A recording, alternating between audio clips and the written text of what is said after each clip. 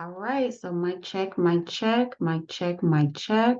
1, 2, 1, 2. Hey, see. So I need to sit back a little. Come here. See where my stuff is.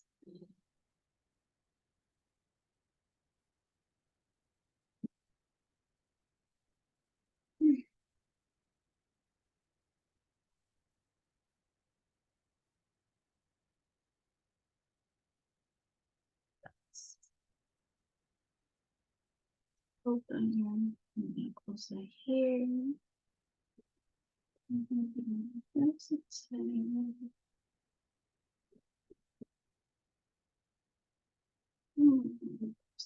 But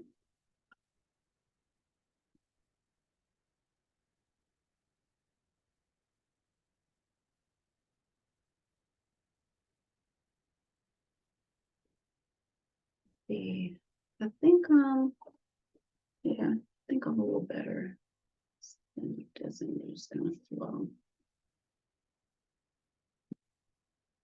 Here.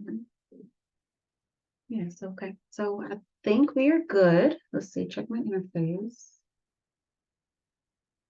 Keep it up there. Huh. The most important piece to connect to the interface. The mic. Huh.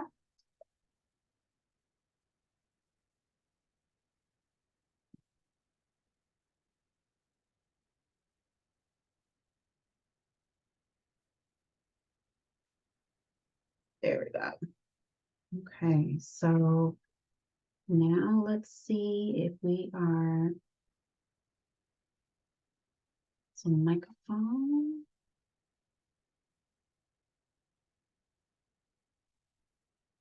Okay, so mic check 1, 2, 1, 2.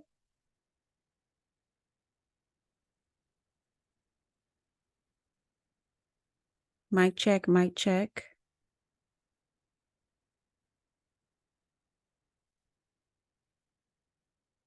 Mic check, mic check.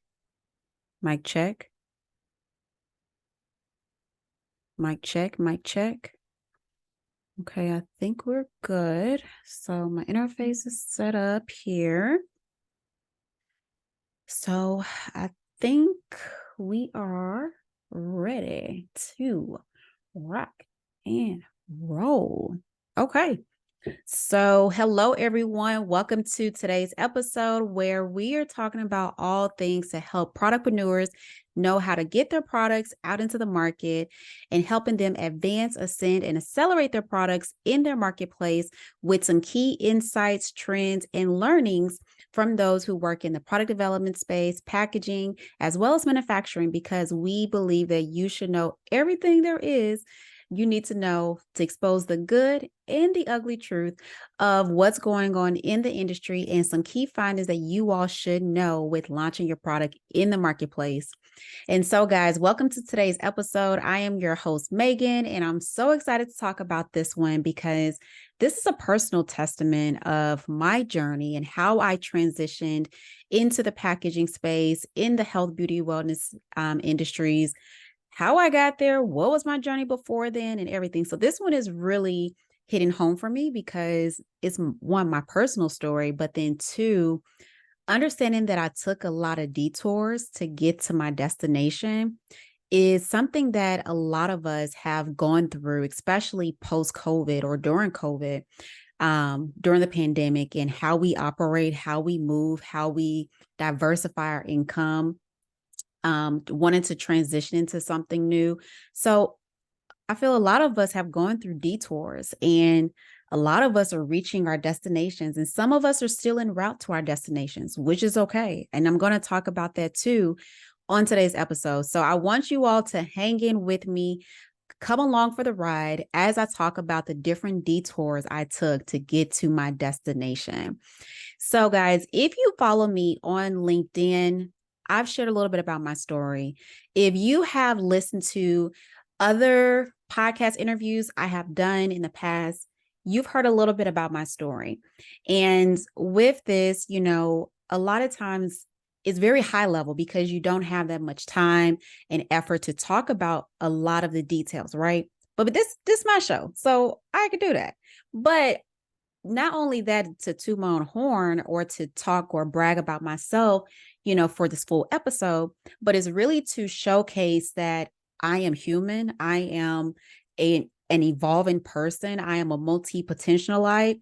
I like to do different things. I process things from an analytical standpoint, but yet very creative, and with all of that in my upbringing and different trials and tribulations I went through personally and professionally have ultimately helped to define and really sculpt the woman I am, the current business owner I am now, the entrepreneur I have come into, and more. So guys, like, this is a testament that I think a lot of us have experienced or going through or what have you. And so with this, join me along for this ride, because it is a ride. Okay.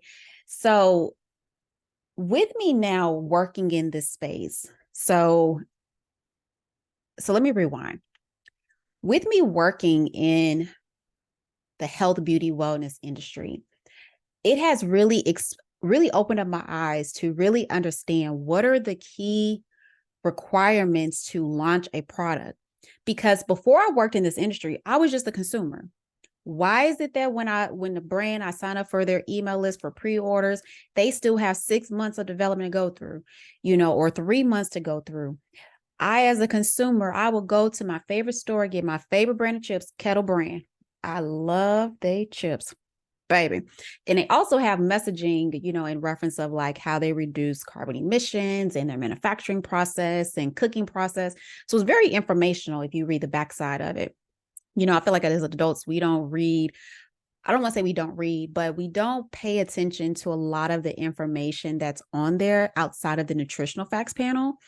And with that, I feel like sometimes we've lost that art as a child where we would sit down and read the back of the cereal boxes and play the games and was unapologetic about it, right? So I do the same thing with my packaging too, because in the products I purchase as well, because I'm still an everyday consumer. I'm still spending money to get my Kettle Brand chips, to get my Haagen-Dazs ice cream, to getting, some Nike tennis shoes or Reebok tennis shoes, to all of it. Okay. So I'm still an everyday consumer, just like you all are as well.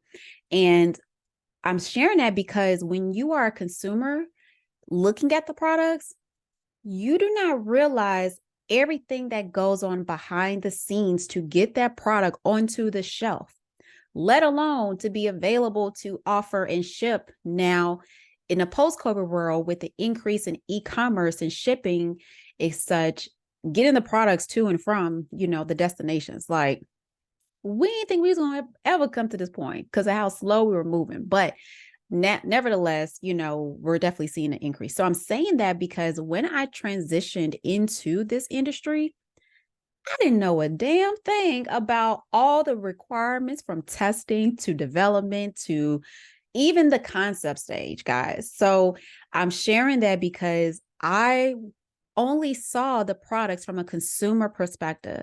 But when I got on the other side of the table and operating behind the scenes and collaborating with the brands, with overseeing their product roadmaps and the packaging being developed and the design aspects and the transit and the different types of testing you go through with safety testing all the way to, different packaging testing like transit for vibrational testing to edge crush testing.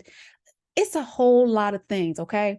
So with that, it's really impactful that I have now detoured into this destination, into a field that is evolving rapidly.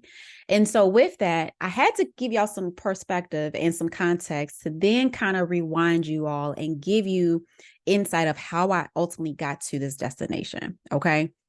So picture it. First thing, I love me some Golden Girls, and Sophia is one of my favorite characters. And when she tells a story, she's always saying, picture it. Okay. So I'm not trying to do no copyright infringement. Please don't come after me. Okay. But I do love the movie, and I am like a avid Golden Girls fan, like with all DVDs, coffee mugs, t-shirts. Used to have a wallet. I used to have a candle. Is that serious, okay? But anyway, so giving you all context of my beginnings, my humble beginnings, get into this industry. So I'm originally from Little Rock, Arkansas, and I moved to Atlanta, Georgia when I was 18 to pursue my college degree. Started off at Oglethorpe University and then ended up transferring to Kennesaw State. Great. While I was in college and even when I was in high school, I knew that I was going to be going into the medical field somehow, some way. Initially, when I was a kid, I was like, I want to be a cardiovascular surgeon at 6. Okay. Like, talk about shoot for the stars. I was shooting for the stars back then, and still do. So I'm not going to discount myself. But, so I knew I was going to be in the medical field somehow, some way. So when I was in high school, probably my senior year of high school, I, was starting to assess what I wanted to do, to know what I wanted to study for me to gain my college degree and then determine what would be my pursuits thereafter. And so, growing up in Little Rock, Arkansas, it was a lot of things that we saw and we witnessed and wanting to do different, like I love my city, however, we're always growing and evolving as individuals and in different seasons. So with that, I was in this new season, based upon, my upbringing where I wanted to do something different, be in a different environment and really push and challenge myself to, fly from the nest. And so with that, my mom was really intentional, like, seeing me that I wanted to be, really big into the science and the math field. She was like, maybe you should consider pharmacy. And so I did. And so I ended up becoming a certified pharmacy tech in Arkansas. Then when I moved to Georgia, I kind of put it on rest as becoming an official certified pharmacy tech in Georgia. However, when I transferred to, when I moved to Atlanta, that is when I was still pursuing my degree. I was like, okay, I know I'm going to go into pharmacy school. I know if it's not pharmacy school, it's going to be something within the medical field and such, because when I first started college, I was studying biology. I ended up transferring to chemistry. Chemistry is better. But I ended up transferring, to Kennesaw State, and I ended up, transferring my major from biology to chemistry. Still science, right? But with that, I just knew still I'm going to pharmacy school. So when I was at KSU, I ended up getting a job at Rite Aid, previously known as Eckerd's. Some of you all may be too young to even know that actual pharmacy, but that was a thing. Okay. Rite Aid pharmacy that was previously Eckerd's. So I was a pharmacy technician at that pharmacy. And this was, probably about a year before I was about to graduate college or so. So anyways, I was working at Rite Aid part-time while I was a leasing consultant full-time where I stayed at. So me and my roommate had discounted rent, and baby, that price was lovely. And I was also working at Victoria's Secret. So I had 3 jobs and I was still going to school and a science major. I was doing it all at that time. And, I was working and busting my tail so hard because my mom just became a single parent mom and it still was my 2 younger sisters at home. So anything that she earned, I wanted her to go, I was thinking about my mom and my sisters, even though I was still a child, but I felt, okay, well, I have an old soul. I'm able-bodied. I got a car.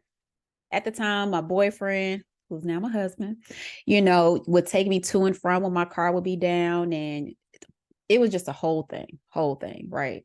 So anyway, I'm saying all that to say, when I was working at the pharmacy, I would never forget the pivotal moment for me, which was, it was an elderly Black gentleman that came in walking with a cane, and he recently just had surgery. I can't remember the exact surgery he had, but he had a very intensive surgery where he had to recover for an extended period of time and was now able to start moving around on his own because he didn't have a caregiver. He didn't have a nurse, to maintain it. And, he was feeling better. So, when you still have, you're still able-bodied and still able to be a little bit mobile, you still want to have some sense of independence, And so with that, he came into the pharmacy filling his prescription. And I would never forget when I was checking him out and I told him a 4-digit dollar amount that he owed to get his prescription.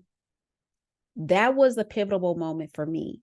And the reason I say it was that moment that really helped me to realize I cannot work in a pharmacy. That's just me personally. Now, on top of, going to pharmacy school and, acquiring 6 figures of debt to make 6 figures, and you possibly maybe breaking even depending upon what role and what shift you're working in, what sector of pharmacy. Whole nother topic, not here to judge. This is just my opinion and my experience. Okay. So anyways, so as we go through and I'm checking him out, I told him this 4-digit dollar amount for his medication and he needed it. Nowhere else to go. It was not the highest formulatory brand or like the name brand. It was like the mid-tier. So it wasn't generic, but it was like a mid-tier medication at that time. And when I told him that, and I looked at him, I said, this could be my grandfather who needs medication to still maintain his health and get better each and every day.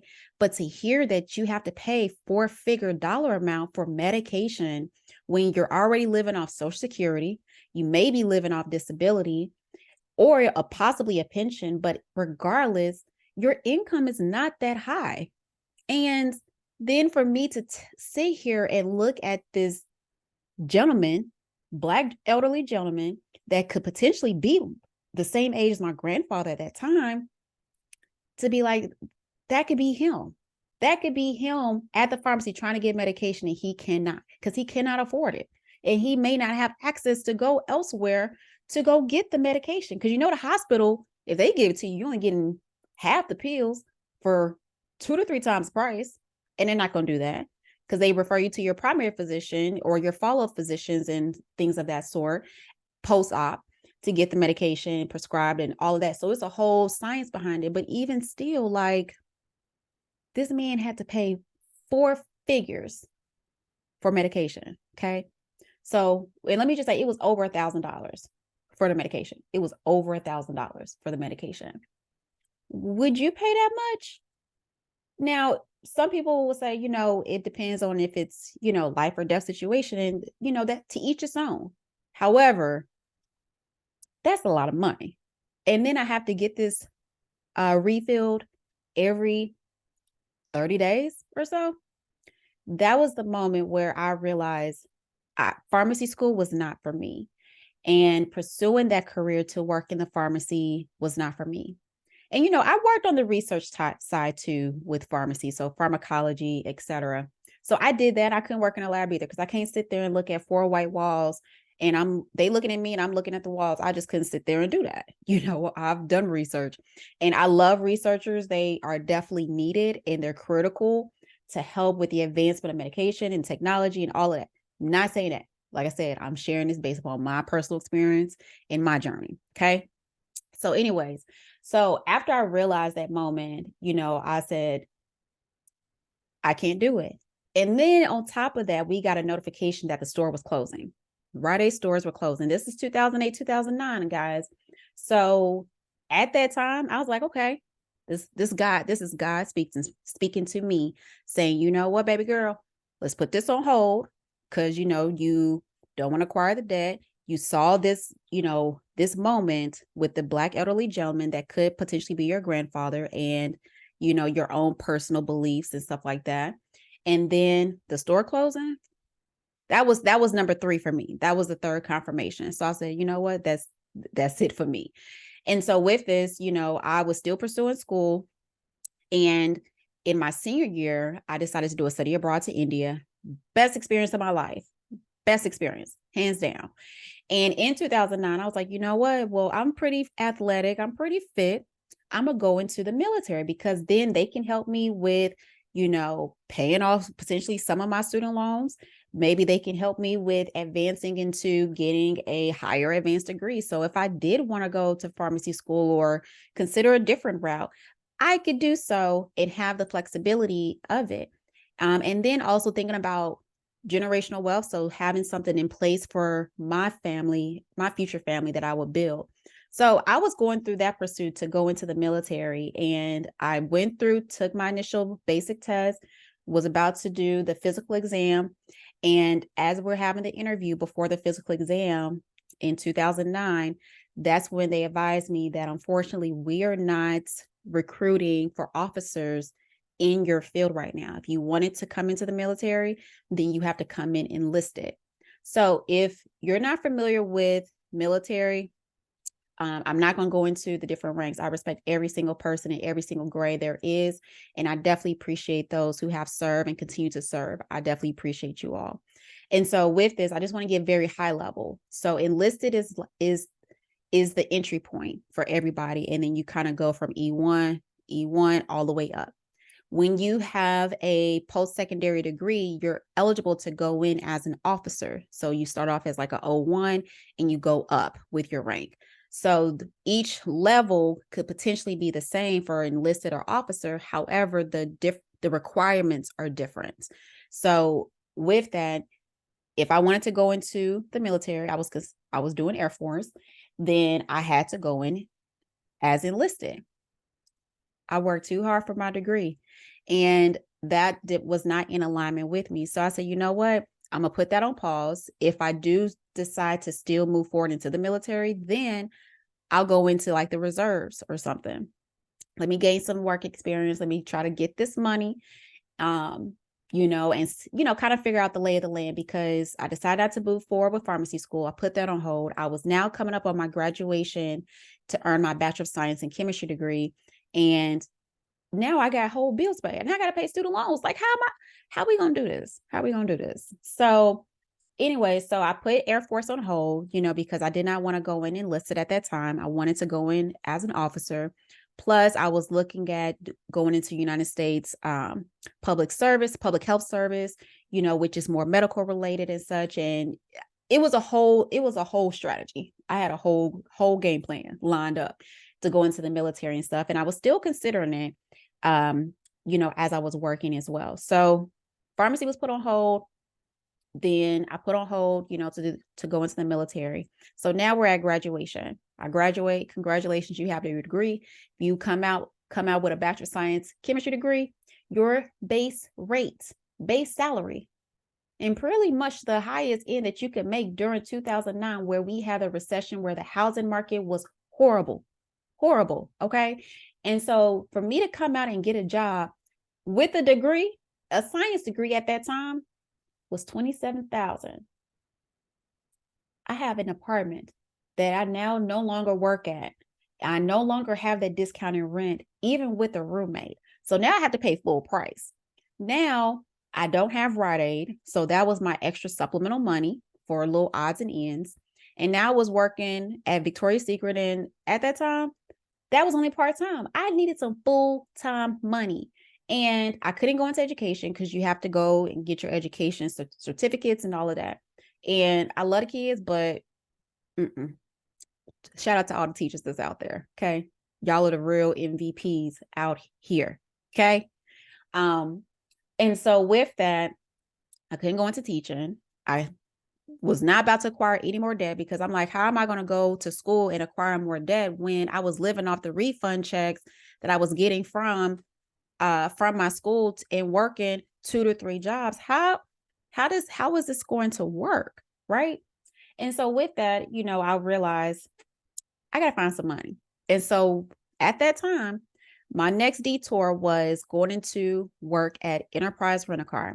Shout out to my old boyfriend, who is now my husband, because he's the one that was like, you know what, if you got to get this money, come work at Enterprise for a couple of years. We have a really good referral program. I will refer you, and then I will split the money with you. I mean, so he was a cutie and stuff like that too. And I needed some money. So I said, you know what, you sure right. Let me go get this money. And the fact that you're going to split the referral money with me, like, even better. That was like a little brownie point for him, for us to continue dating. And here we are.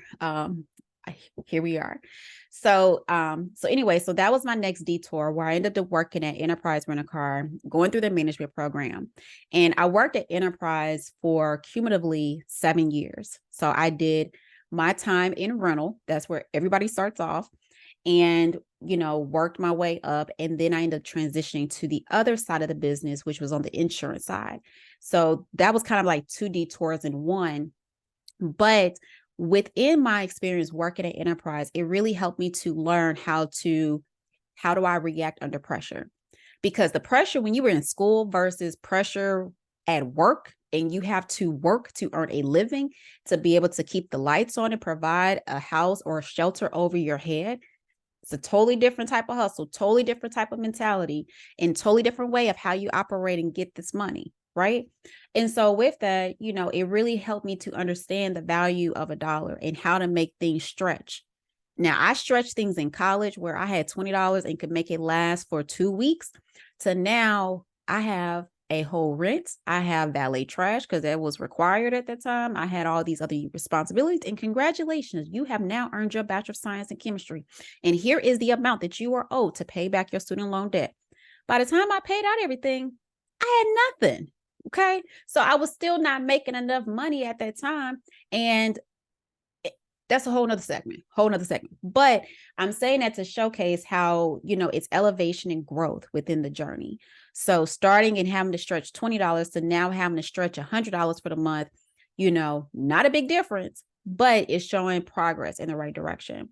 And then how I end up going from rental within enterprise to the insurance side, better hours, better pay, all of that.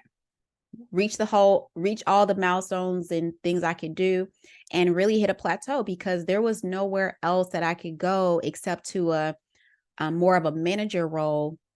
But the managers that were in that side of the business, they stay in.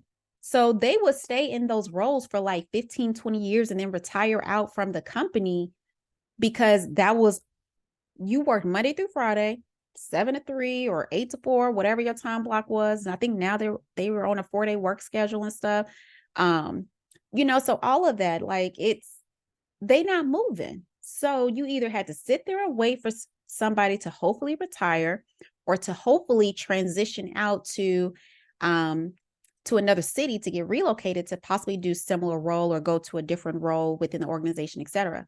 Those did not come around that often. And so with that was the moment where I said, you know what I'm doing now is cool, but I do not want my potential to be limited by staying here. And I think a lot of times, and in some cases, we all have experienced that to some degree, where we stay somewhere because it's comfortable. We know the routine. We know the culture, the dynamic. You know what you can do. You know what time, all of those things. And it really contributes to staying where you at and staying comfortable. I'm not here to throw shade, but I realized I stayed at enterprise that was initially only supposed to be a 2, max 3-year plan for 7 years. 7 years. I got comfortable. The market wasn't really having available positions and such. I was really still on my own personal quest, to find what was gratifying to me, what fulfilled me, what I need to be fulfilled from a personal to professional standpoint. I had to figure out all of that, and with that, that's where it's like, okay, I hit that other detour. Like, okay, what am I going to do that really encompasses the analytical side, the creative side, be able to interact with people and more, to be able to make me have a fruitful career. And when I was working at the insurance side, within enterprise, it was called Elko. That was the insurance side. So when I was working at enterprise on the insurance side of the business, a mentor that I found through Project Management Institute, Atlanta chapter, I found her. Well, excuse me, I signed up for their mentorship program. Didn't know what to expect, but I signed up anyway. I said, you know what? It don't hurt. It got to be something better than what I'm doing now. So I signed up for that mentorship because I heard about project management, but didn't know what it really was and that it was a whole industry and stuff. I ain't know nothing. I'm like, but if it's a way for me to get this money, we gonna explore it. Okay. So I signed up for the mentorship program. And the first thing that the lady told me This was my very first mentor ever. Now I had him in college, but like in my career, the first official mentor that I had. And she looked at my resume. She looked at my skills. She said, Megan, you need to be in project management. This is your career that you should be in and that you have to be in. And because you're already doing a lot of project management tasks and you're already acquiring those responsibilities because you're trying to seek for something better and greater than what you're already doing in your role. This is it. Because with project management, it's going to give you the flexibility.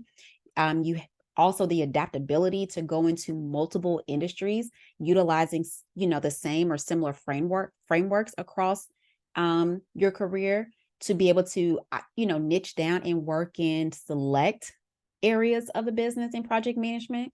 So whether that's stakeholder engagement, whether that's communications, whether that's quality, risk management, there are so many different aspects of project management that you can tap into and that you're doing.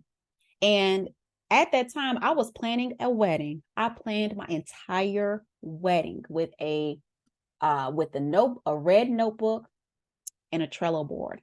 Because when I was at the insurance company, I was trying to figure out and see what were some of the common systems being utilized across other fields, other industries, other jobs.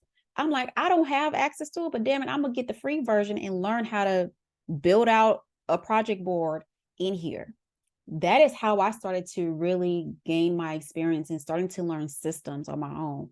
My own wedding that I planned, I put into Trello, and I had a corresponding binder that I took everywhere with me. And I had templates for pricing, for this, for that, had it all. Project manager, didn't even know it. Okay.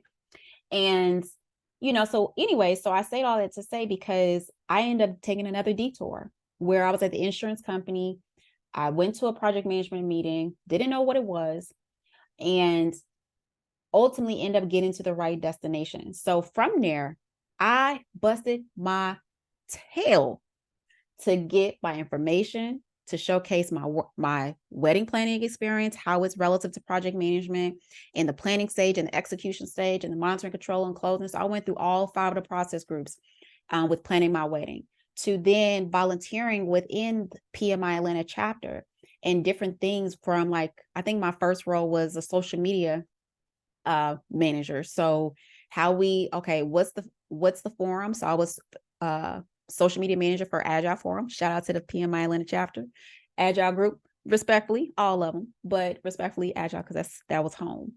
So I started off as like a social media manager where I was looking at, what's our focus? What is Agile? Being utilized in project management? So I volunteered in that for that forum to learn Agile terminology and the methodologies and when it's applicable and how it's different from waterfall and Kanban, and, so open up my whole eyes, but even with that, I really was intentional about it. I submitted my application, got approved. If you ever have submitted that application for PMI, that is like the first sigh of relief. Like, yes, I have gone through the finals. And now I'm like one of the final contenders to actually get selected to sit and qualify and take the exam. Like, y'all know how it goes if you actually have gone through any type of certification, but respectfully for a project management certification, that application is a sigh of relief. Okay. But that's just the first point. So anyways, I still limit on that limited. I'm still living off that limited cash flow, that limited income, because I hit a plateau of where I can go, but my expenses are increasing. I just bought a new car. I think I just bought a new car. Yeah, I just bought a new car around that time. My rent is going up because of the city I was living in outside Atlanta. To gas was going up, like everything was going up. So I need some more money. But that seems like that's the name of the game, right? We're always wanting to get more money to provide for our livelihood and our lifestyle. So anyway, submitted my application to PMI, approved. As I'm living off that limited cash flow, I went to Groupon and paid $99 to get the first project management course that I enrolled in to sit and take the exam. Because let me give you free game for those who are looking to want to pursue project management. If you want to pursue project management, submit your application, get all those things done first before you actually start studying and sitting with the materials to prepare for the exam. Reason I say that is because, number one, it gives you time and gives you insight to see if you have enough experience to move forward instead of you investing your money into getting a course or a training where you don't know if your application is going to get approved. Second reason why I recommend that is because if you actually have 1 year to sit and take for the exam. So if you submitted on July 1st, for the respective year, you have until June 30th the following year to sit and take the exam. So it's free game. And then third reason I say this, because if you are looking to invest in acquiring the test materials like Rita McCullough's book, any other respective course books, materials, or what have you, I feel like something on my face. You have to have supplemental resources in the material, and then you still have to purchase, either become a member with PMI to get a discounted exam rate, or you are not a member, but you pay a more higher price to sit and pay for the exam. So the exam cost may start at $495, $595, depending upon which track you're on. And fourth reason is because once you pay for that exam, that is it. It is no refunds. It's like all sales are final. That's it. So when you submit that actual exam fee, you want to move forward with it, right? And with that, more than likely, you're having to acquire, either purchase the PMBOK, the Project Management Book of Knowledge, which is the governing body of work and the frameworks per PMI. But with that, you still need supplemental materials like the Rita McCullough book, courses. You may elect to enroll into a training program. So I have some really bomb trainers that I know, like Mosaic Resource Group. That's their own name, MindSpark. So you have MindSpark, that's really good. You have Tamara Malcolmore, that's really good. You have some really great trainers that are in the Women of Project Management organization. So I know trainers. So if y'all need trainers, I'll put their information down below for you all to check them out as well. But those are just a couple things of why I recommend submitting your application for the PMP or the CAPM first before you enroll into your trainings. Okay, so that's just a little shameless plug. And we may incorporate that for the next episode too, our next episode talking about the art of project management from my editor. So anyways, submitted application, took it, bought the Groupon, and paid $99, sat for the exam, failed it. Now, the course material was really good when I went back and re-reviewed it. Really good for it to be a $99 course, okay? However, I didn't have proper guidance on how to really develop an effective study plan for this certification. So when I went back to the drawing board, I then realized my gaps and the areas that I did not perform as well as I should have. I went back and rehoned and redid everything. And from there, simultaneously, I also started GLC. So GLC was started as a way of me to gain experience within project management and to help consult and coach professionals who are looking to transition into project management and start sitting for their exams. And what were some more effective strategies? And based upon my lessons learned and how I failed the first time, how they can do better and what things to look for. So that's how GLC originally started, was to help with that, and helping me to gain experience too, to become a better leader, a better manager, a better communicator, all of that. So I figured life is a lesson and a teacher in itself, but also how you decide to take those detours and possibly lack of experience and create your own to help you with gaining the experience instead of relying on a job to tell you that your experience aligns with what they're looking for. Even if you qualify or not, a lot of times we've all gotten rejection letters, okay? We all have. And I'm saying that to say, like, be in control of your own destiny, and look at alternative ways for you to gain the experience, whether it's through volunteering, whether it's creating and you freelancing to gain the experience, however you decide to do it, make it make sense for you and you be in control of your destiny to get to your destination. Okay. Ultimately. So anyways, so I started GLC, right? And, at that time, I also sat for the exam, took it the second time, passed flying colors because my improved study schedule was on point, baby. It was on point. And, that's what I was really teaching people, especially those who have failed the PMP and the CAPM exams previously. Like, this is what happened to me round one. This is what I did differently for round two. And here is how I want to help you on the first run, or on your next run for taking the exam. Okay. And so with that, as I just became a new certified PMP, when I tell you, I was applying for jobs like left and right. Like, I was applying for jobs every day. Like, technology on phones was not as intuitive as it is now. But baby, when I tell you that I was emailing myself the jobs to print them off, at the respective locations. I ain't gonna say where, but print them off at the respective locations to figure out how, to see where my experience that I'm building up on my own, the volunteering I'm doing on my own, and what I've done within the corporate sector, how all of those things can be merged together and be a good, strong resume without fillers and without elaborating too much that was outside of my scope, because that's a whole nother thing.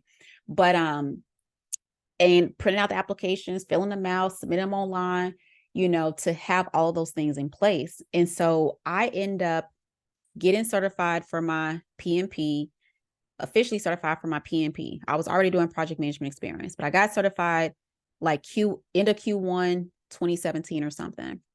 I got a job within 60 days later at a local Atlanta-based hair and beauty company as a project manager.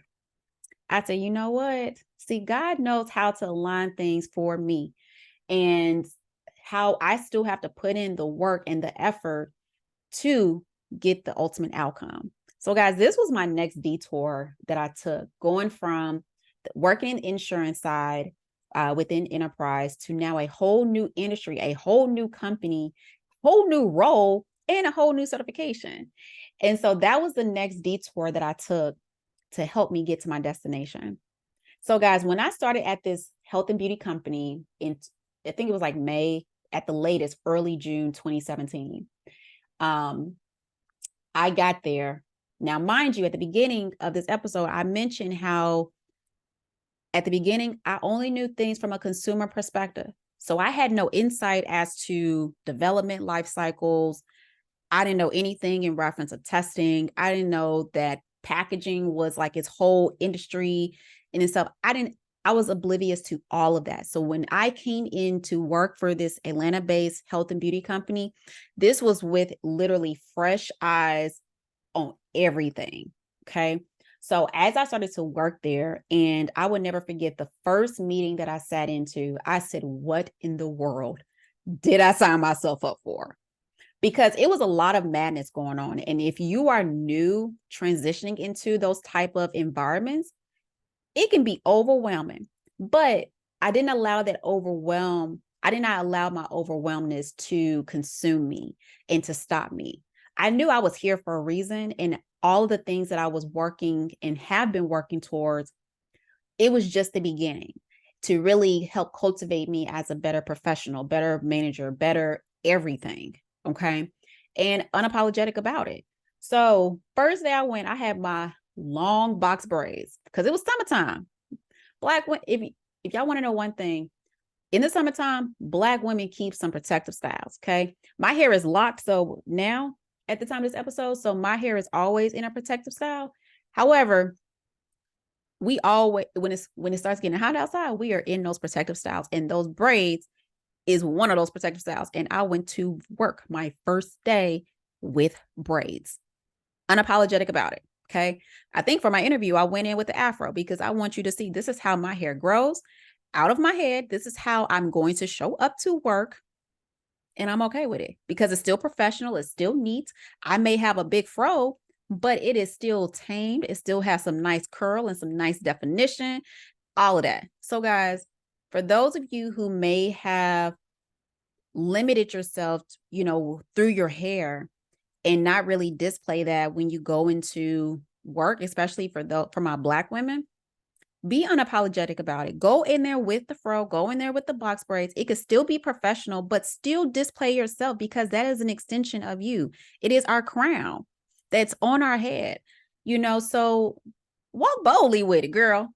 Walk boldly and show them that you are just as capable with these hairstyles. I'm saying this in quotes that have been deemed unprofessional, that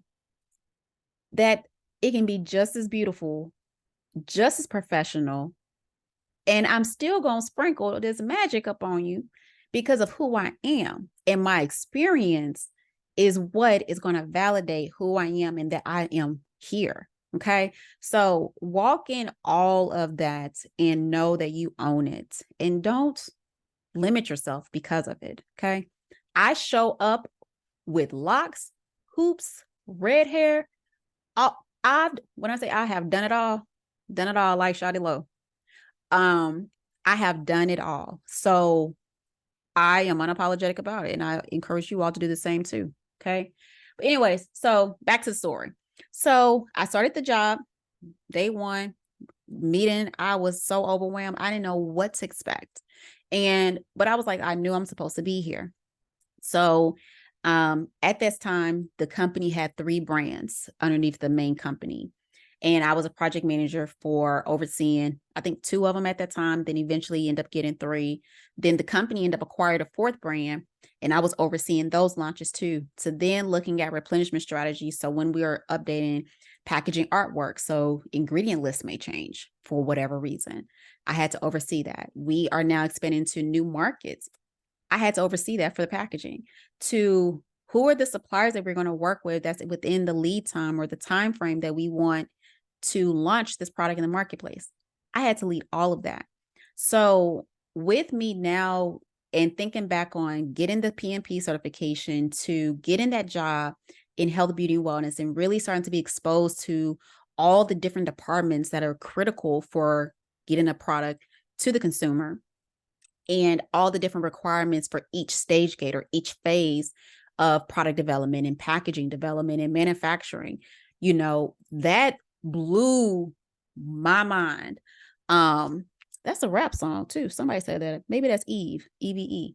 But anyways, I like to add musical references into my conversation. So you'll see that over time. But yeah, like when I think back on my experience, like I was destined to be there. I took all of those detours to reach that destination and ultimately helped me to get to a better destination because all the experience that I gained from working in corporate with health, beauty, and wellness and working on packaging development and overseeing product launches from concept to launch to then updating the packaging and the artwork, which is the critical piece of information, that consumers look at, from ingredients to how to utilize it to what's the marketing description or the key benefits, free of icons, like if it's cruelty free, vegan free, understanding all of that, like was just outstanding because it helped me to repurpose and repivot GLC during COVID, actually, because GLC was put on hold. So I forgot to tell y'all that. When I got into corporate and I was starting to take on more responsibilities as a PM to then a senior PM to MPD operations manager and taking on more responsibilities and starting to build out a team and working very closely with the other teams and stuff, like I put GLC on hold because I loved what I did. When I say I loved what I did in corporate, I loved it. So like when you meet those people that say that they loved what they do and they love their job, that was me. I loved my job. Now, some of the people, different story, but I loved my job and I was good at it. I learned to be good at it. I learned to be better at it. I learned, how to take constructive criticism. I learned, when I say game changer, it was a game changer for me. And from there, when I end up hitting as an MPD operations manager, I was supposed to have a direct report working with me. And unfortunately, she was yanked from me at that time. And yanked from me when I was on vacation my anniversary, my wedding anniversary. We was in Jamaica. She was yanked from me.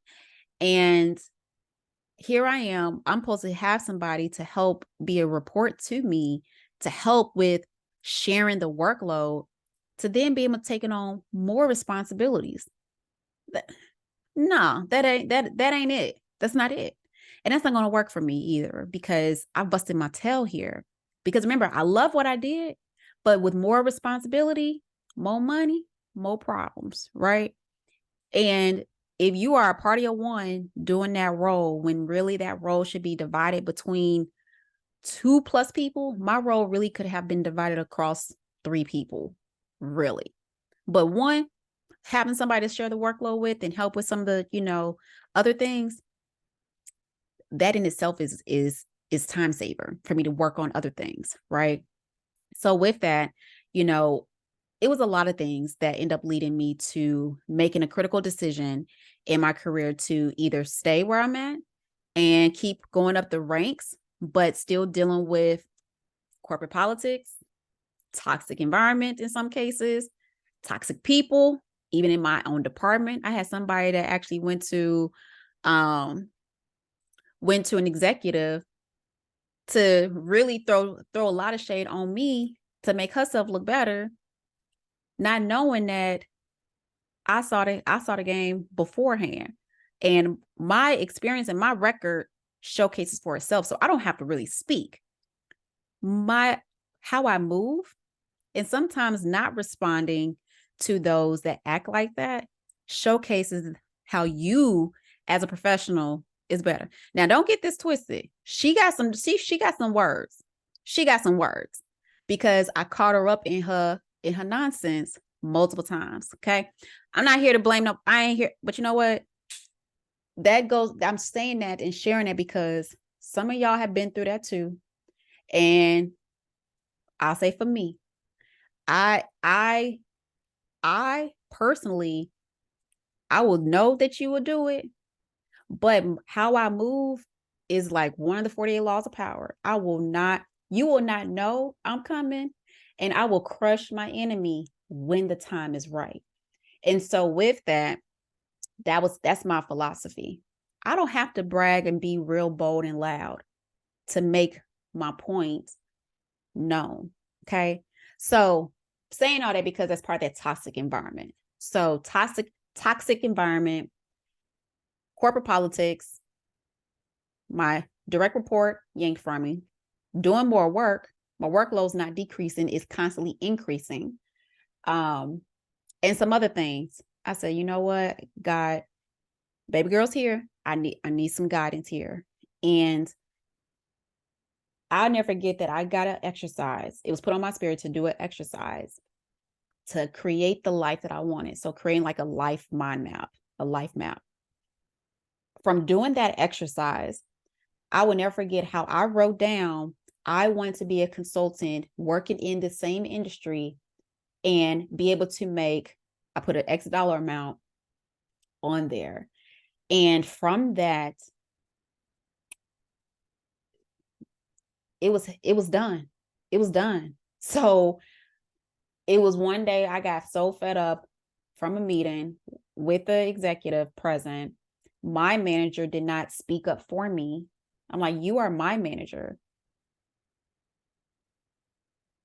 So I see how this goes, but I speak up for everybody here. I've even spoken up for you as my manager, but that's fine. That's cool. I can show you better than I can tell you. That was the philosophy. I can show you better than I can tell you. And from that moment, I said, my 2 weeks are going up. And I don't even think I gave it 2 weeks. It was probably maybe 6 days. But my counter was, because it was like right around holiday time or something, like December December, January. It was something like a weird period, sitting around holidays or something, or New Year's or something. And I said, you know what? Here's my notice. But if you would like for me to continue working with you all, because that direct report that was yanked from me, she gonna have to come back eventually and get up to speed really quickly and such. I will stay as a freelance, as a contractor. That's what I said. I will stay as a contractor, for X period of time. And here is my schedule. It was a real lean schedule.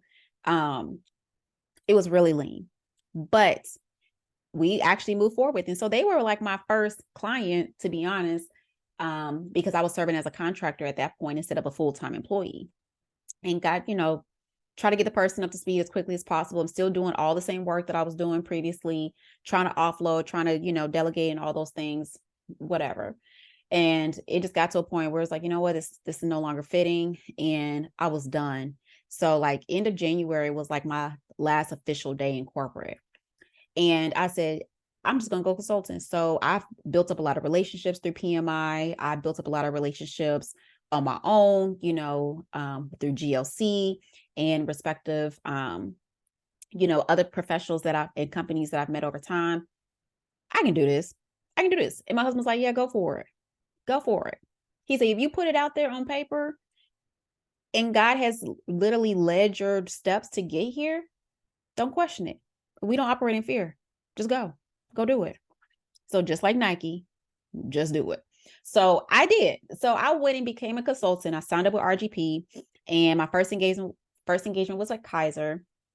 And from Kaiser, I was actually doing a lot of system implementation, respectfully, for Smart Sheets within for Metro Atlanta. So that was like my first engagement. And from there, and then of course, the world shut down, COVID, March. So my engagement with Kaiser started like, I think March 17th, March 19th, 2020. The world shut down like literally 1 week before, because I had a photo shoot. Shout out to my girl, Mecca Gamble. That's my play cousin. But I had a photo shoot so I would never forget this because everything happened within a week.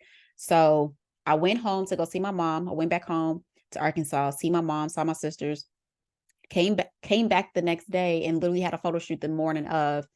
So I think I got back like at midnight on a Saturday or something and had a photo shoot like early next morning on that Sunday. Got confirmation of getting hired by Kaiser. That's just say 3 days later.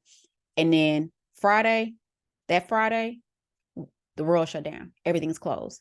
All doors closed. Everybody worked from home.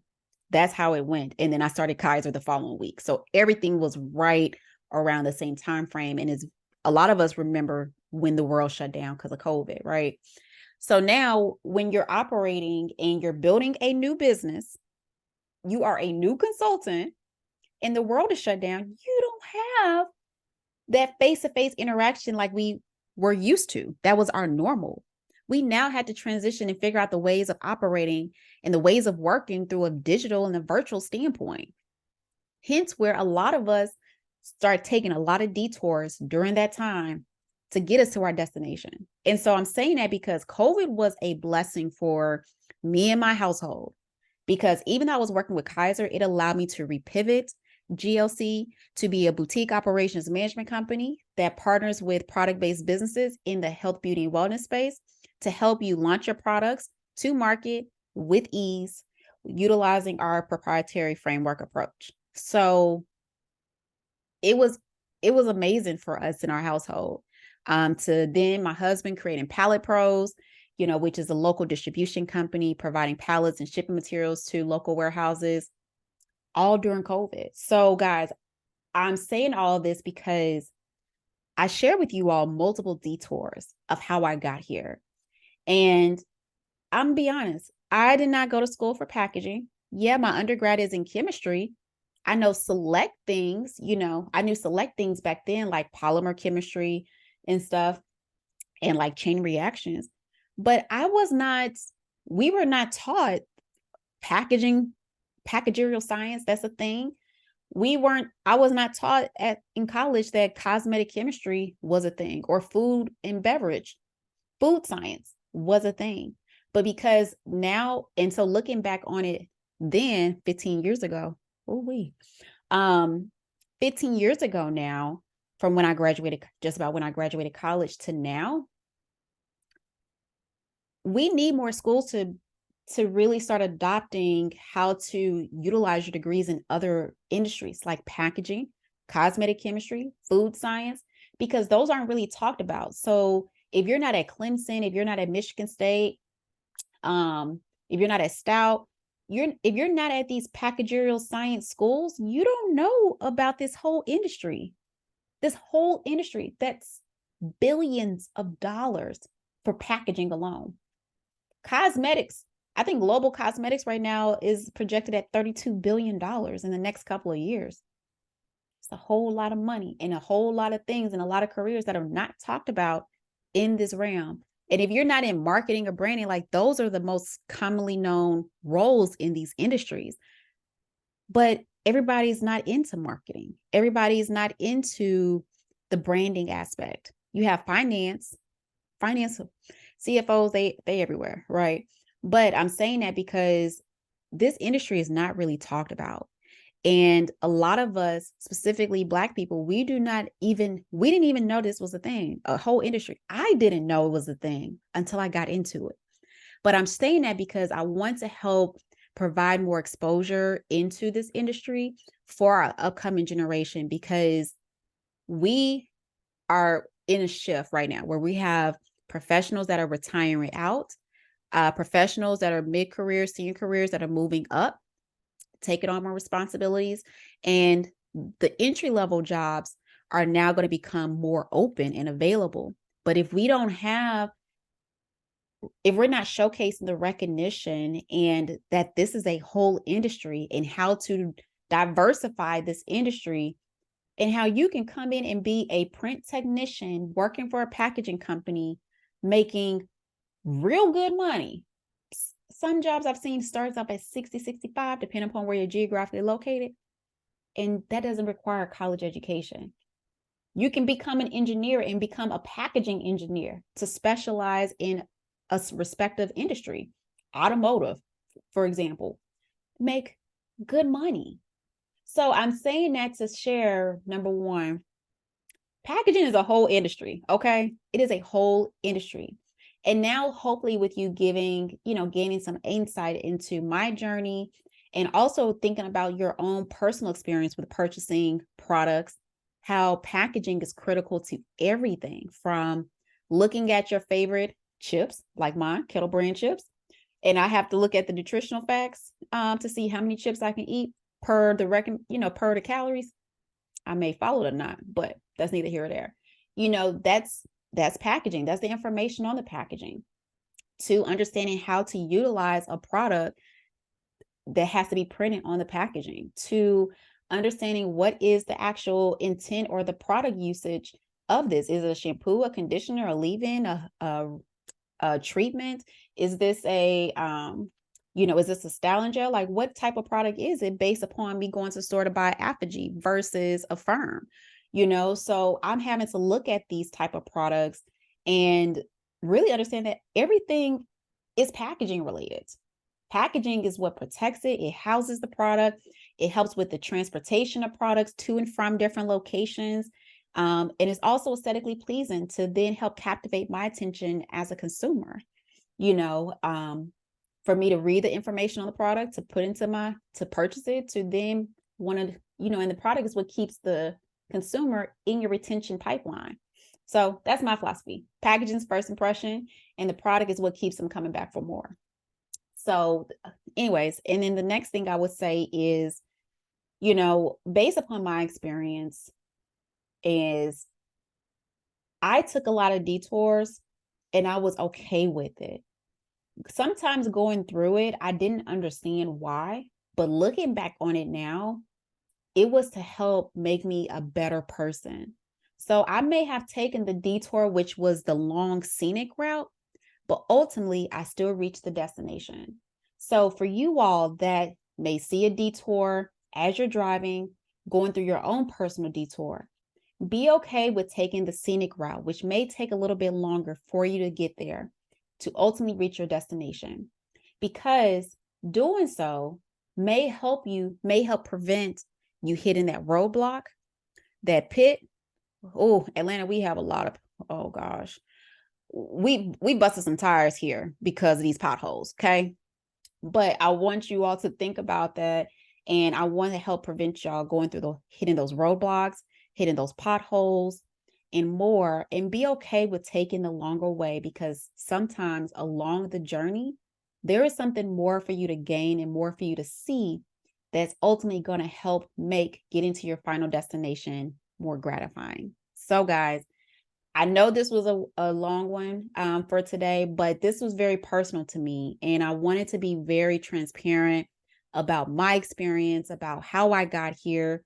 I did not study to come into this thing. I got here purely by accident, but ultimately I'm right where I'm supposed to be. And I encourage you all to, regardless of what you're going through, be okay taking the long way, and ultimately know getting to your final destination is going to be that much better once you get there.